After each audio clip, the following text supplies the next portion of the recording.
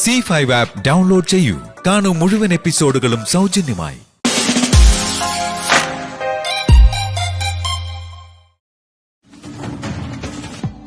അങ്ങനെ വിളിച്ചാലേ വിളി കേക്കൂ.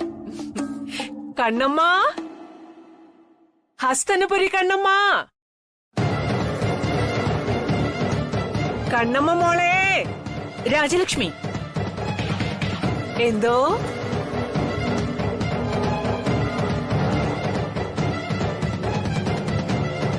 രാജലക്ഷ്മിയും രേഖയും ആരെയായി വിളിക്കുന്നത്? ആരെക്കുറിച്ചാ സംസാരിക്കുന്നത്? ആരെയായി കൺമണിയും കണ്ണമ്മയും ഒക്കെ? അയ്യോ, ഗായത്രി അമ്മയോട് പറയാൻ മറന്നുപോയല്ലോ. ആദ്യം ഞാൻ ഈ കാര്യം ഇവിടെയല്ലേ പറയേണ്ടിയിരുന്നത്.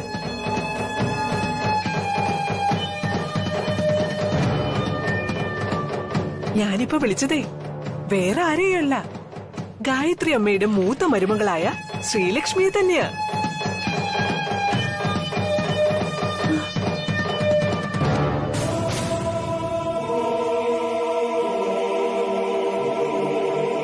ശ്രീലക്ഷ്മിയെ വേറെ പേര് പറഞ്ഞ് വിളിക്കുന്നത് എന്തിനാ?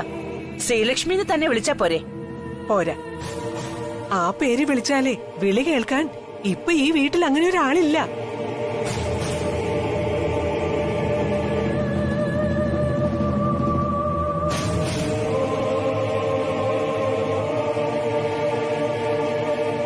പറഞ്ഞത് മനസ്സിലായില്ല അല്ലേ? മൂത്ത മരുമകൾ ശ്രീലക്ഷ്മിയായി ഇപ്പൊ ഈ വീട്ടിൽ താമസിക്കുന്നത് ഈ ഇരിക്കുന്ന സുദർശന്റെ മകളല്ലെന്ന്.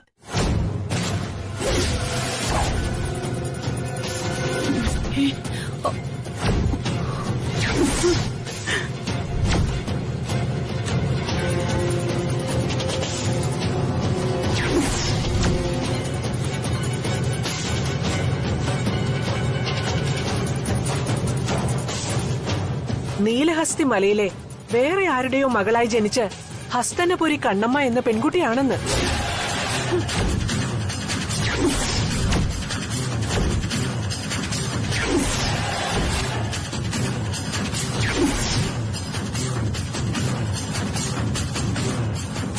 അതേ മധുരല്ലോ, സത്യോ അമ്മ പറഞ്ഞത്.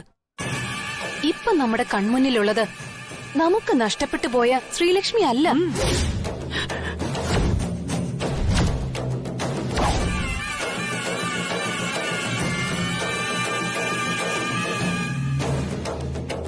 അതേ മുഖഛായയും ശരീരഘടനയുള്ള കൺമണിയാണ്.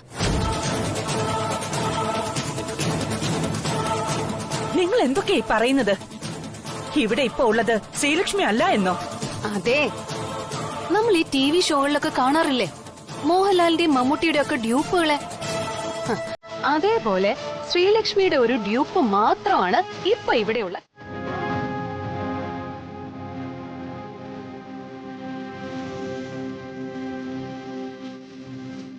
ഇനി ആർക്കെങ്കിലും എന്തെങ്കിലും സംശയം ഉണ്ടെങ്കിൽ ചോദിക്കാം. കൺമണിയുടെ ചേച്ചിക്ക് കണ്ണിനകത്ത് ഇരുട്ടാണെന്നേ ഉള്ളൂ. പറയുന്നതൊക്കെ ഈ പകൽ പോലെ സത്യമുള്ള കാര്യങ്ങൾ തന്നെയാണ്.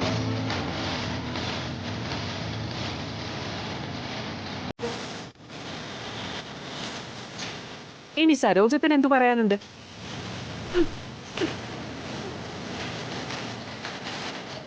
നേരത്തെ ഇവിടെ പറയുന്നത് കേട്ടു. ഈ നിൽക്കുന്ന ശ്രീലക്ഷ്മിയെ പ്രസവിച്ച കഥ. ശ്രീലക്ഷ്മിക്ക് മുൻപും പിൻപും ഇതുപോലൊരു മകളെയും മകനെയും സരോജാമ്മ പ്രസവിച്ചായിരുന്നു.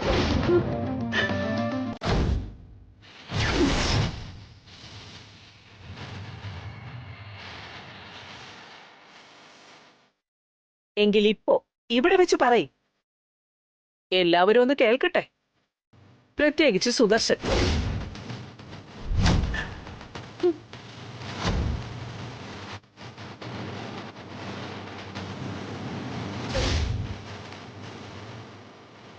പറയുന്നതിൽ വിഷമമുണ്ട്.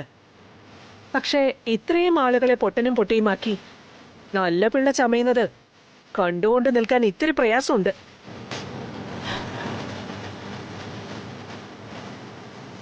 ഈ കാരണം കൊണ്ട് എനിക്കോ എന്റെ മോൾക്കോ ഇവിടെ നിന്ന് ഇറങ്ങേണ്ടി വന്നാലും ശരി, ഞാൻ പറയും. ആ നിൽക്കുന്നത് നിങ്ങളുടെ ചോരയിൽ പിറന്ന നിങ്ങളുടെ മകളല്ല.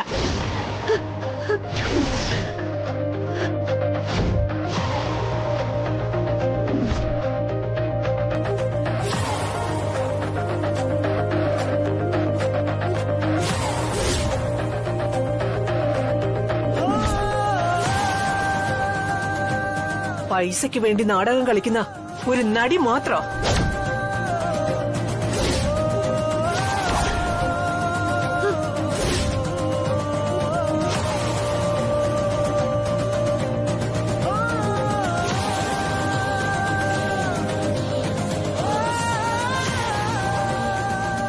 ആ വേഷം അഭിനയിച്ചു കഴിയുമ്പോ ഇവള് പോകും. പിന്നെ കണി കാണാൻ പോലും കിട്ടില്ല നിങ്ങൾക്ക് ഇവളെ.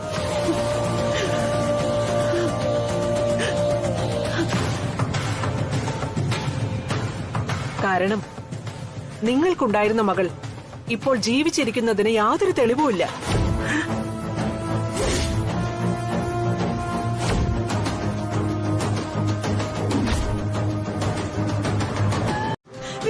ഡോക്ടറെ വിളിക്കും മോനെ. പിടിക്കാം. ഹലോ,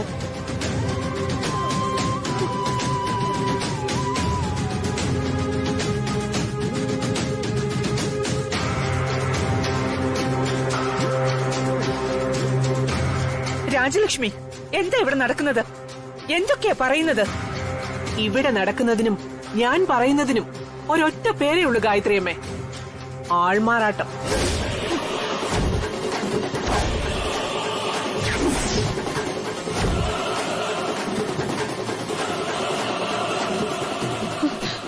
കണ്ണ മോനെ, നീ വാ. ഒന്ന് നിന്നേ. ഒറ്റയ്ക്ക് പോണ്ട.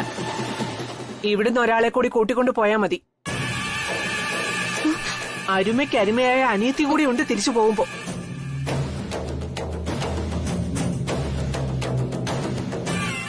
പക്ഷെ അതിനു മുൻപ് സത്യം മുഴുവൻ പറഞ്ഞിട്ട് വേണം ഈ വീട്ടിൽ നിന്ന് ഇറങ്ങാൻ.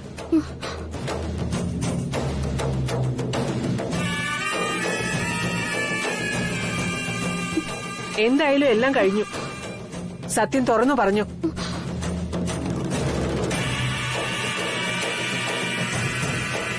ഞാൻ പറഞ്ഞിട്ട് കേട്ടില്ലേ മുഴുവൻ സത്യങ്ങളും പറയാൻ.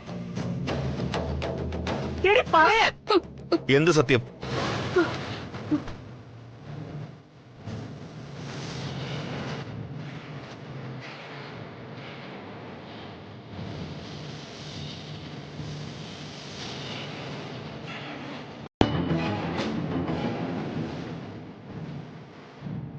എന്ത് സത്യം പറയാനാ നിങ്ങൾ ഈ വിളിച്ചു പോകുന്നത്?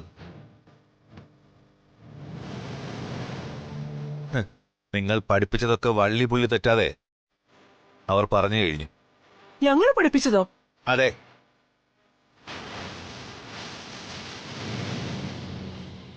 അഭിനയിച്ചങ്ങ് കത്തി കയറിയപ്പോ സീൻ തീർന്നുപോയ കാര്യം നിങ്ങൾ ഓർത്തില്ലല്ലോ. ദേ, ഇതെല്ലാം കൂടി എന്റെ തലയിൽ കൊണ്ട് ഇടരുത്. നിങ്ങളുടെ തലയിൽ വയ്ക്കുന്നതല്ല, സത്യമാണ് ഞാൻ പറഞ്ഞത്.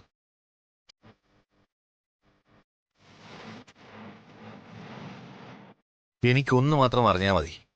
നിങ്ങളുടെ പ്ലാനിന് ത്രിവിക്രമൻ കൂട്ടുന്നതാണോ അതോ ത്രിവിക്രമന്റെ പ്ലാനിന് നിങ്ങൾ അഭിനയിച്ച് ഫലിപ്പിച്ചതാണോ?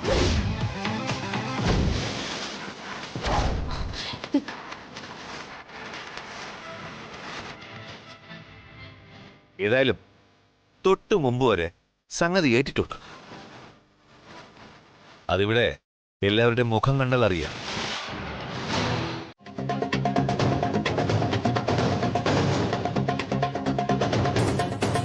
ഗായത്രിയമ്മേ, എന്നോടും എന്റെ മോളോട് ക്ഷമിക്കണം.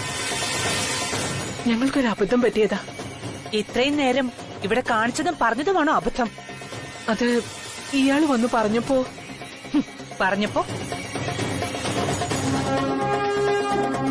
എന്റെ സ്ഥാനത്ത് നിന്ന് ഈ വീട്ടിലെ തീരുമാനങ്ങൾ എടുക്കേണ്ടത് രാജലക്ഷ്മി കൂടിയല്ലേ? അപ്പോ അതിന്റെ പക്വത കാണിക്കണ്ടേ?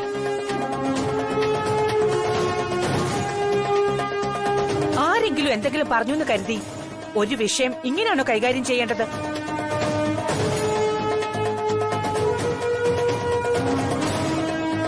ക്ഷമ ചോദിക്കേണ്ടത് എന്നോടല്ല, ക്ഷമിക്കേണ്ടത് ഞാനല്ല, ശ്രീലക്ഷ്മിയുടെ അച്ഛനും അമ്മയുമാണ്. അവരോടാണ് രാജലക്ഷ്മി മാപ്പ് പറയേണ്ടത്. വേണ്ട ഗായത്രിയമ്മേ, കുറച്ച് തീർന്നെങ്കിലും എല്ലാം നേരെയായി വന്നല്ലോ. ഒരു കുടുംബത്തിൽ പ്രശ്നങ്ങളൊക്കെ സർവ്വസാധാരണമാണ്.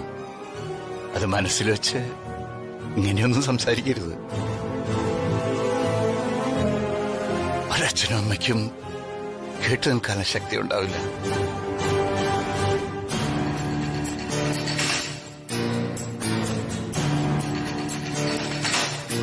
രാജാറാം, ഒരു പൂജ നടക്കാൻ പോകുന്ന സ്ഥലമാണിത്.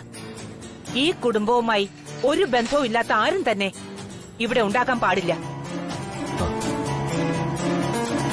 വർമ്മൻ വില്ലയിലെ ഗായത്രി ദേവിയാണ് പറയുന്നത്. ശരിയമ്മേ.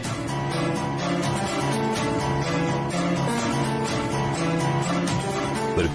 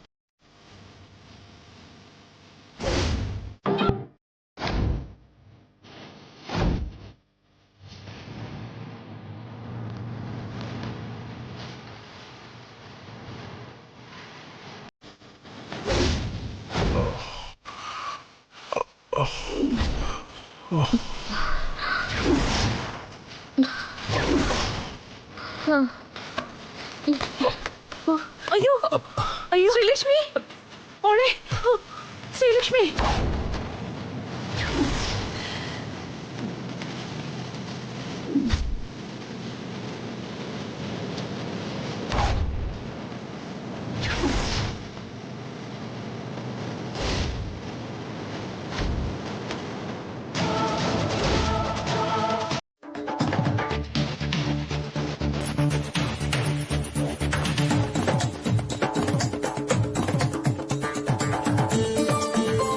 അല്ല തിരുമേനി, പൂജക്കിടയിലോ പൂജ കഴിഞ്ഞിട്ടോ ഇതിലെന്തെങ്കിലും ഇവിടെയുള്ളവർക്ക് കഴിക്കാൻ കൊടുക്കുന്നുണ്ടോ?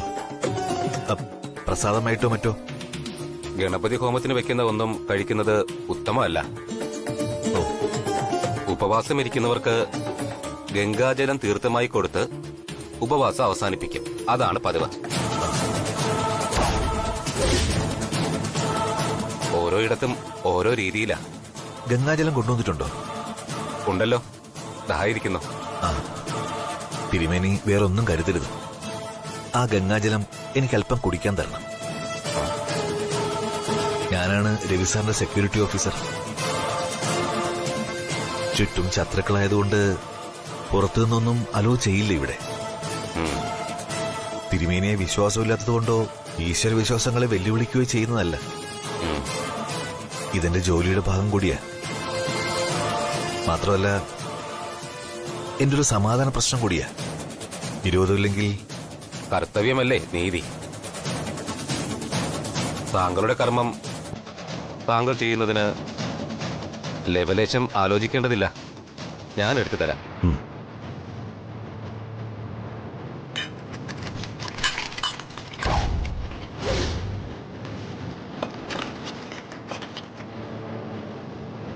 അയ്യോ,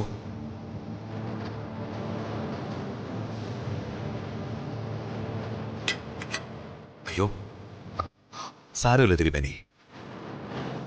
യമുന, യമുന,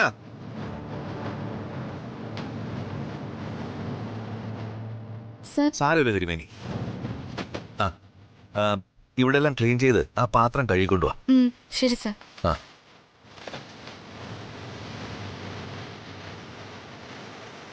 ഗംഗാജലം തറയിൽ പോയ സ്ഥിതിക്ക് ഞാൻ എവിടെന്നെങ്കിലും വേഗം അറേഞ്ച് ചെയ്യാം.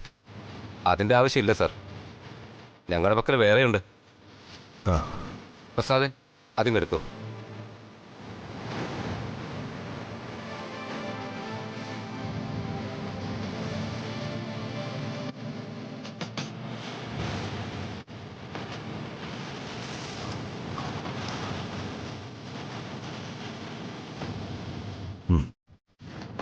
പ്രസാദേ ദാ.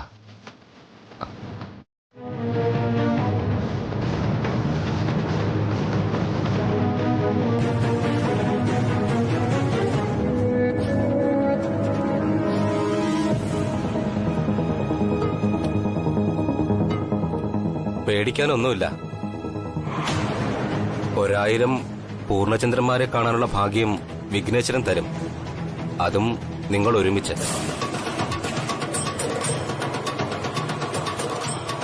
ഒരു മാനസിക വിഷമങ്ങളും മനസ്സിൽ വെക്കേണ്ട. ശ്രീലക്ഷ്മി,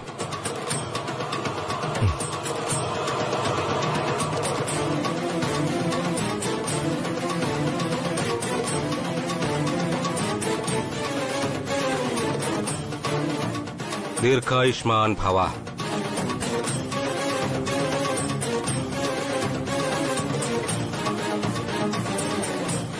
ദീർഘസുമംഗലീ ഭവ. ഗണപതി ഭഗവാനെ, മരണഭയം ഉണ്ടെങ്കിൽ ഈ പൂജയോടുകൂടി അത് മാറിയെന്ന് കരുതിയാ മതി. ഈ പൂജ കൊണ്ട് അത്ഭുതങ്ങൾ സംഭവിക്കുമെന്ന് എനിക്ക് വിശ്വാസം ഉണ്ടായിരുന്നു തിരുമേനി.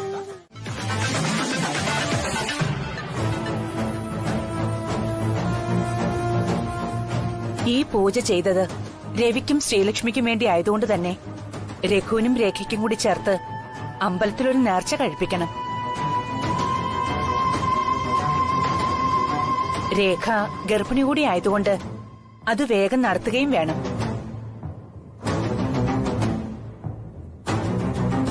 പൂജയെല്ലാം ഈശ്വരാനുഗ്രഹം കൊണ്ട് നന്നായിട്ട് നടന്നു. ആ ത്രിവിക്രമം വന്നപ്പോ അക്ഷരാർത്ഥത്തിൽ ഒന്ന് പേടിച്ചെങ്കിലും അതെല്ലാം കള്ളമാണെന്ന് രാജാവ് സാറ് തെളിയിച്ചെന്നറിഞ്ഞപ്പോഴാ സമാധാനായത്.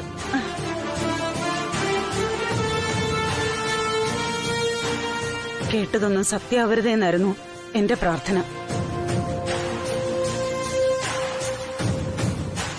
മയക്കത്തിലായിരുന്നതുകൊണ്ടാ പിന്നെ സരോജത്തെ വിളിക്കാതിരുന്നത്. കോളനിയിലോട്ടങ്ങ് ചെല്ലട്ടെ, അവിടെ കഴുത്ത് ഞാൻ വെട്ടിയെടുക്കും. പകരം ചോദിക്കാനൊന്നും നമ്മൾ പോണ്ട സരോജം. അവനവൻ ചെയ്യുന്ന പ്രവൃത്തിക്ക് അവനവന് തന്നെ ഈശ്വരൻ ശിക്ഷ കൊടുത്തോളൂ.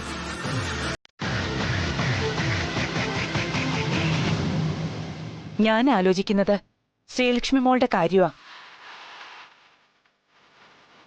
പാവം കുട്ടി എത്രമാത്രം വിഷമിക്കുന്നുണ്ടാവും.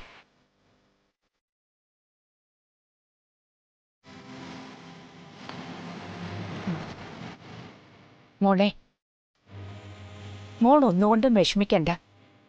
മോളെ അങ്ങനെ ഞങ്ങൾ ആരും എങ്ങോട്ടും പറഞ്ഞുവിടാൻ പോകുന്നില്ല.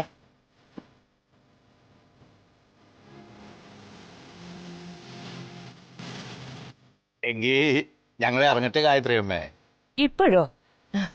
ഇനി ഊണ് കഴിഞ്ഞിട്ട് പോകാം.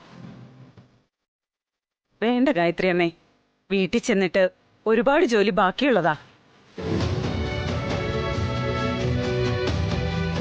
ഇവിടെ നടന്നതൊക്കെ മനസ്സിന് വിഷമമായെങ്കിൽ ഞാൻ മാപ്പ് ചോദിക്കുക. അയ്യോ, എന്താ ഗായത്രി അമ്മ ഇത്? ഇങ്ങനെയുള്ള കാര്യങ്ങൾ പറഞ്ഞ ഞങ്ങളെ കൂടി വിഷമിപ്പിക്കരുത്. വൈകുന്നേരം വരെ ഇവിടെ ശ്രീലക്ഷ്മിയോടൊപ്പം ചെലവഴിച്ചിട്ട് പോയാ പോരെ? വേണമെങ്കിൽ 2 ദിവസം ശ്രീലക്ഷ്മി അവിടെ വന്ന് നിൽക്കട്ടെ.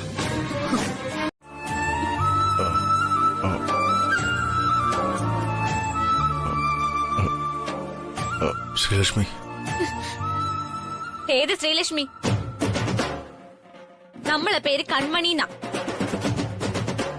കൊറേ നേരായി എല്ലാരും പേക്കൂത്ത് കണ്ടോണ്ട് നമ്മൾ നിൽക്കുന്നു. ഇപ്പൊ ഈ നിമിഷം പോണം നമുക്ക്. എങ്ങോട്ടേക്ക്? എങ്ങോട്ടേക്കെന്നോ? നമ്മളെ നിങ്ങൾ എവിടുന്ന് കൊണ്ടുവന്നോ അവിടേക്ക്. അപ്പോ അമ്മയൊക്കെ ചോദിച്ചാ? നമുക്കത് അറിയണ്ട. നിങ്ങൾക്ക് നിങ്ങൾ ആളുകളെ പോലെ തന്നെയാണ് നമുക്ക് നമ്മുടെ ചേച്ചി അനിയനും. നമ്മൾ ഈ വീട്ടിൽ നിൽക്കാൻ കാരണം നമ്മുടെ ചേച്ചിയുടെ ഓപ്പറേഷന് നിവർത്തിയില്ലാത്തോണ്ടാ. എല്ലാരും മുന്നില് നമ്മുടെ ചേച്ചി തല താഴ്ത്തി ഇറങ്ങിപ്പോയത് കണ്ടില്ലേ നിങ്ങള്? നിങ്ങൾക്ക് എല്ലാരും ഉണ്ട്. നമുക്ക് നമ്മുടെ സ്വന്തം എന്ന് പറയാൻ അവരേ ഉള്ളൂ. അങ്ങനെ ചേച്ചിയെ നാണം കെടുത്തി വിട്ടവരുടെ പൈസ നമുക്ക് വേണ്ട. നിങ്ങളൊരു ഒറ്റ മനുഷ്യൻ തടഞ്ഞോണ്ടാ. ഇല്ലെങ്കിൽ എല്ലാത്തിന്റെ വായടപ്പിക്കാൻ അറിയാം ഈ കൺമണിക്ക്. നമ്മൾ അധിക നേരം അവിടെ നിർത്തിയാലേ നമ്മൾ എങ്ങനെ സംസാരിക്കുന്നു പ്രവർത്തിക്കുന്നു നമുക്ക് തന്നെ നിശ്ചയില്ല. അതുകൊണ്ട് എത്രയും വേഗം നമ്മളെ ചേച്ചിയുടെ അടുത്ത് കൊണ്ടുപോകണം. മോളെ,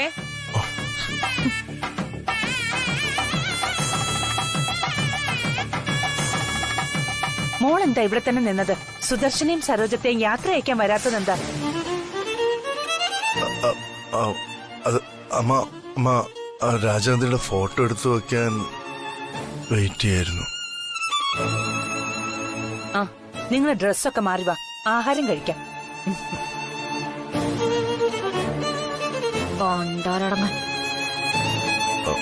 ശ്രീലക്ഷ്മി, ഞാൻ കൂടെ സഹായിക്കാം. വേണ്ട.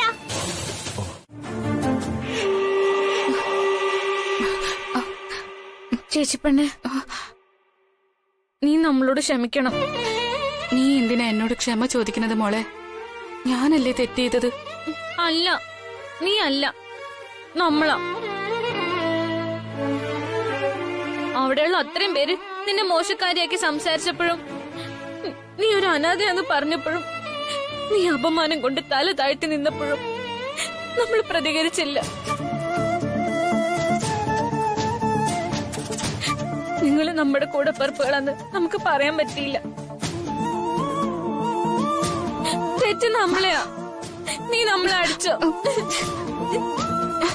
അടിക്ക് മോളെ, ഞാൻ അവിടെ ആ വീട്ടിൽ കയറി വന്നോണ്ടല്ലേ ഇത്രയും പ്രശ്നങ്ങൾ ഉണ്ടായത്. ശരിക്കും ഞാൻ വരാൻ പാടില്ലായിരുന്നു.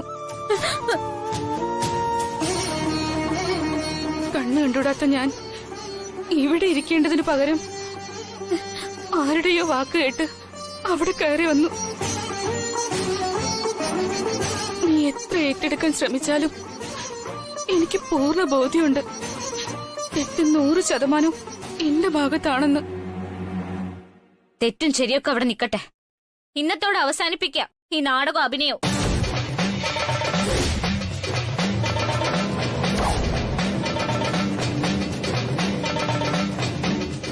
അങ്ങനെ നമ്മുടെ ചേച്ചി അനിയനെ തള്ളി പറഞ്ഞോണ്ട് നമുക്ക് പൈസ വേണ്ട.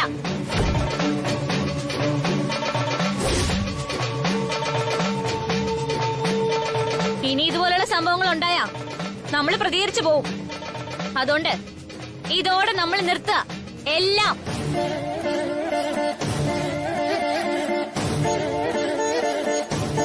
അല്ലെങ്കിൽ തന്നെ നമുക്ക് പറ്റിയ പണി വല്ല ആണോ ഇത്? പൈസ എന്ന് കേട്ടപ്പോ പെട്ടിയും പ്രമാണം എടുത്ത് ഇറങ്ങി.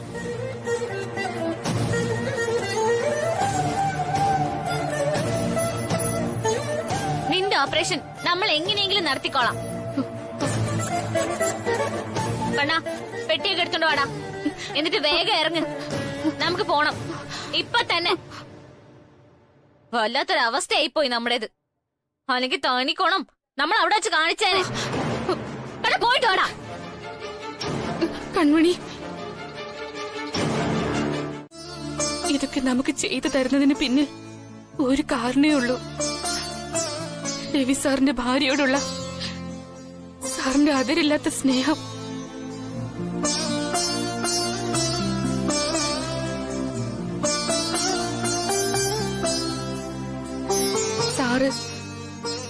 സാറിന്റെ ഭാര്യയെ എത്രമാത്രം സ്നേഹിക്കുന്നുവെന്ന് നമ്മൾക്ക് ചെയ്തു തരുന്ന ഉപകാരങ്ങൾ വെച്ച് നീ അളന്നു നോക്കിയാ മതി.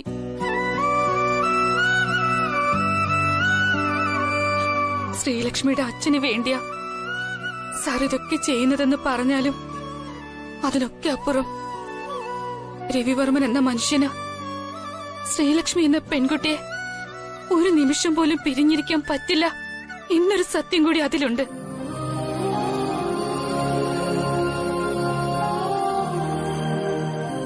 ഭാര്യയെ ഇത്രമാത്രം സ്നേഹിക്കുന്ന ഒരു ഭർത്താവിനെ ലോകത്ത് എവിടെ നോക്കിയാലും കാണാൻ പ്രയാസമായിരിക്കും.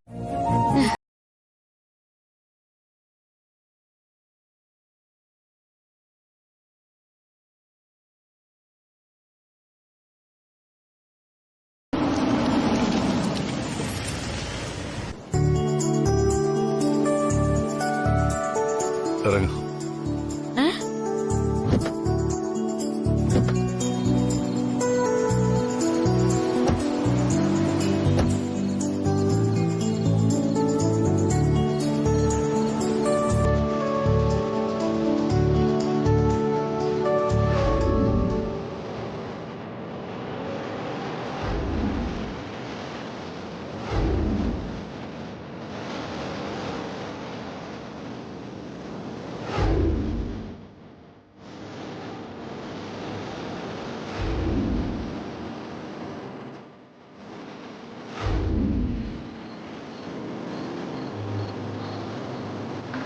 ആശാനെ, ഈ രാത്രിയിൽ നമ്മളെ വണ്ടി നിറക്കി ആശാൻ എന്താ കിനാവ് കാണാണോ? താൻ അങ്ങോട്ട് നോക്കിയേ. തനിക്ക് ആ സ്ഥലം ഓർമ്മയുണ്ടോ?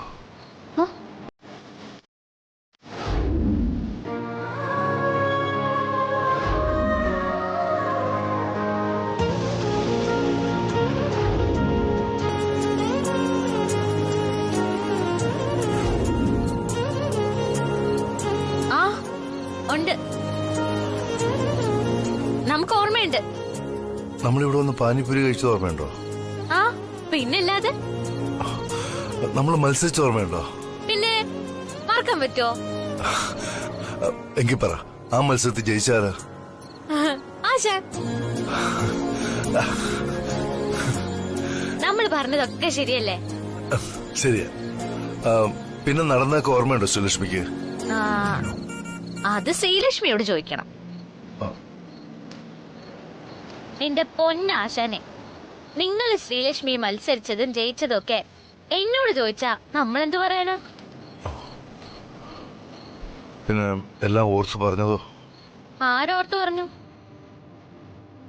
നമ്മള് വെറുതെ ഉദ്ദേശത്തില്. ഉദ്ദേശമോ? ആ, അതെ, ഉദ്ദേശം. വാ, നമുക്ക് കഴിക്കാം. ആശാനെ, നമുക്കിതൊന്നും വേണ്ട. ആശാൻ വാ, നമുക്ക് വീട്ടിൽ പോവാം. നല്ല ചോറും ചാളക്കറിയും ഉണ്ടാവും. നമുക്കത് മതി. ഒരു കാര്യം ചെയ്യാം.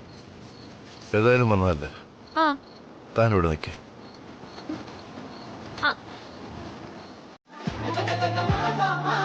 ഇതെന്തിനാ?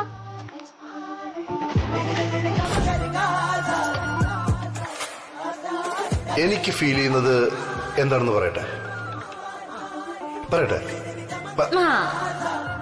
എനിക്കറിയായിരുന്നു സാറിന് ഇങ്ങനെയൊക്കെ തോന്നുന്നു. അതിനല്ല ഞാൻ സേഫ്റ്റിക്ക് തലേനെ എടുത്തു വെച്ചിരുന്നത്.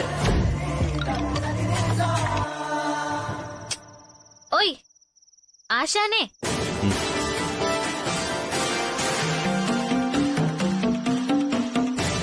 നമ്മൾ ചോദിച്ചു കേട്ടില്ലേ? ഇത് തനിക്ക് കാലെടുത്തിടാനും കെട്ടിപ്പിടിക്കണമെന്നൊക്കെ തോന്നുക ഇതിലാകാം. ഇതിനപ്പുറത്തേക്ക് ഞാൻ എന്തായാലും വരില്ല.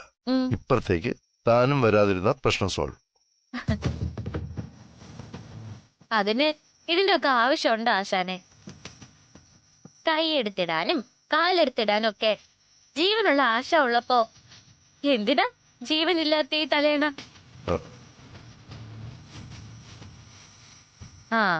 എന്താ ആശാൻ എന്തെങ്കിലും ബുദ്ധിമുട്ടുണ്ടോ? എന്ത് ബുദ്ധിമുട്ട്? അമ്മ, സത്യത്തിൽ ഇവരെന്താ ചെയ്യുന്നത്? അതറിയാനല്ലേ നമ്മൾ ഇവിടെ വന്ന് നിൽക്കുന്നത്. അല്ലെങ്കിൽ തന്നെ ഭാര്യ ഭർത്ത ബന്ധത്തിനിടയ്ക്ക് എന്തിനൊരു തലേണ അല്ലേ? ശരീരം മാത്രമല്ലേ രണ്ടാവുന്നുള്ളൂ, മനസ്സൊന്നു തന്നെയല്ലേ? ആശാനെ മതി. അവളുടെ വിളി കേട്ടോ? ആശാൻ പോലും. ബ്രദറിലോ ഇവളെ എന്ത് പഠിപ്പിച്ചിട്ടാ ഇങ്ങനെ വിളിക്കുന്നത്? ആശാനെ കുറച്ചുകൂടി വിശ്വാസം വന്നോണ്ടാ നമ്മള് ധൈര്യമായിട്ട് ആശാനോടൊപ്പം ഇവിടെ കിടക്കണം. അത് ആശാനായിട്ട് ഇല്ലാതാക്കരുത്. രണ്ടർത്ഥമുള്ള വാക്കുകൾ പറഞ്ഞ് വേണ്ടാത്ത സ്വപ്നങ്ങളൊന്നും തലയിലെടുത്ത് വയ്ക്കരുതെന്നാ നമ്മൾ പറഞ്ഞതിന്റെ അർത്ഥം. നമ്മള് 2 മാസം കഴിയുമ്പോ അങ്ങ് പോവും. നമ്മളിവിടെ സ്ഥിരമല്ല, സ്ഥിരാക്കാൻ ഉദ്ദേശിക്കണമില്ല. അതുകൊണ്ട് ആശാൻ ആശാന്റെ വിഷമങ്ങളൊക്കെ പറയാം. നമ്മൾ നേരത്തെ പറഞ്ഞ കാര്യം നമുക്ക് എപ്പോഴും ഓർമ്മയുണ്ട്. ഇവിടെ എവിടെ പോകുന്ന കാര്യമാണ് എന്താ ഈ പറയുന്നത്? 2 മാസം കഴിഞ്ഞാ എവിടെയോ പോന്നൂന്നല്ലേ പറയുന്നത്? അതെവിടെയായിരിക്കും?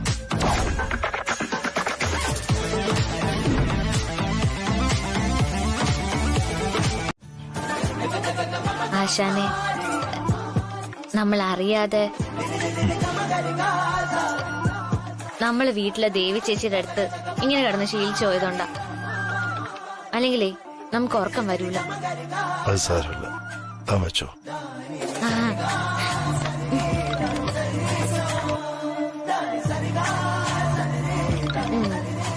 ആശ നല്ലൊരു കഥ പറഞ്ഞു. കഥയോ? ആ, കഥ. എന്ത് കഥ പറയാ? എന്തെങ്കിലും കഥ പറയാ ആശാനെ. ഉറക്കം വരുന്നില്ല.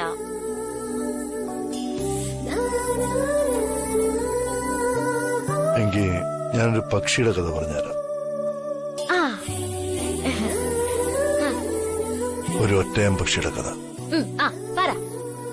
ഒരിടത്ത് ഒരൊറ്റയാൻ പക്ഷി ജീവിച്ചിരുന്നു. എന്നും ഒറ്റയ്ക്ക് പറന്നു നടന്നിരുന്ന ആ പക്ഷി ഒരു ദിവസം മറ്റൊരു പക്ഷിയെ കണ്ടുമുട്ടി.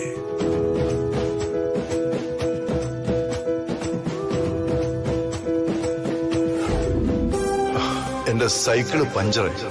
Sorry sir. അകത്തൊരാൾ ഇരിക്കുന്നത് കണ്ടില്ലേ? വേറെ ഓട്ടോ വിളിച്ചു പോയാ മതി. അങ്ങനെ അവർ തമ്മിൽ വലിയ കൂട്ടായി.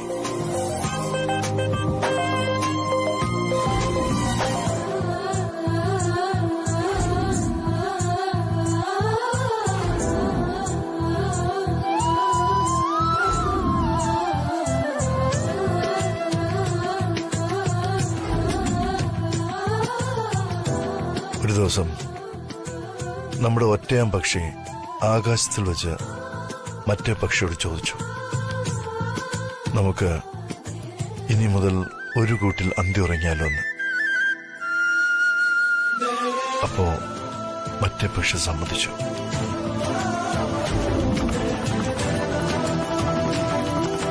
Lakshmi, I love you. ജീവിതാവസാനം വരെ താൻ എന്നോടൊപ്പം ഉണ്ടാവോ?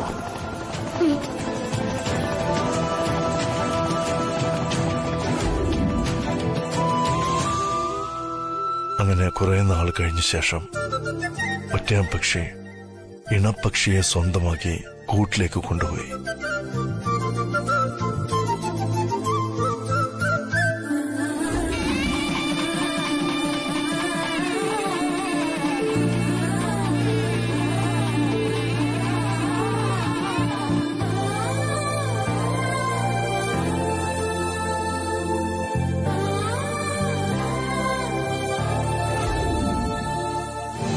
അങ്ങനെ ഇരിക്കും ഒരു ദിവസം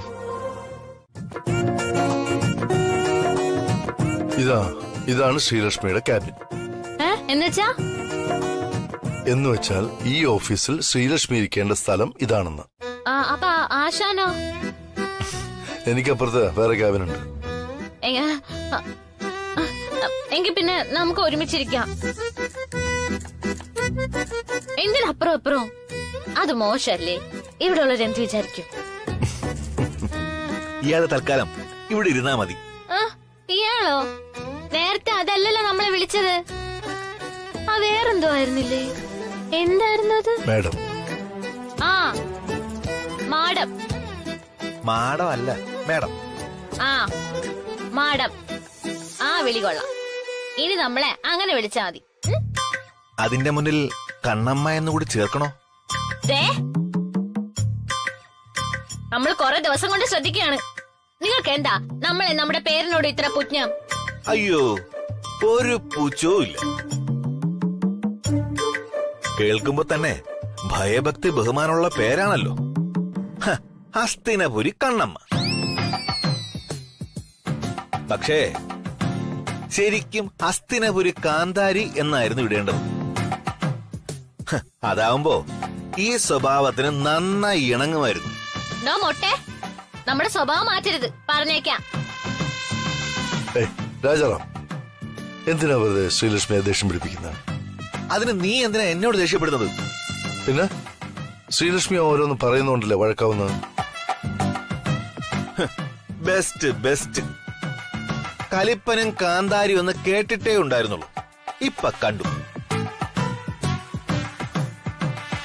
ഈ കലിപ്പന്റെ കാന്താരിയുടെ സീറ്റാണ് ഇത്. വൈകുന്നേരം 5 മണിവരെ ഇവിടെ വെറുതെ ഒന്ന് ഇരുന്നാ മതി. ആശാനെ, നമ്മൾ അവസാനമായിട്ട് പറയാം, ഈ മനുഷ്യരോടൊന്ന് മിണ്ടായിരിക്കാൻ പറയോ? വാ തുറന്ന വശത്തെ മാത്രമേ പറയൂ. പിന്നെ ഈ ദേവിയുടെ വായിൽ നിന്ന് വരുന്നതൊക്കെ സരസ്വതി വചനങ്ങളാണല്ലോ. രാജാറാം, ഞാൻ ഒരു തവണ പറഞ്ഞു നിന്നോട് നിർത്താൻ. എന്നോടല്ല, ഇതിനോടാ പറയേണ്ടത്. ഇതിപ്പോ പെട്ടതേ ഞാനാ. ഡൗൺലോഡ് ചെയ്യൂ C5 ആപ്പ്. കാണൂ എല്ലാ എപ്പിസോഡുകളും സൗജന്യമായി.